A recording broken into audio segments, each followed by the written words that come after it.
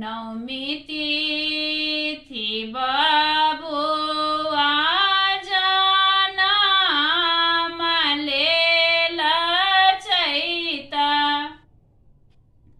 मास बीति गेल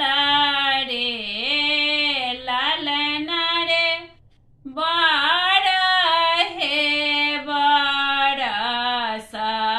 बबुआ के होएत बनहि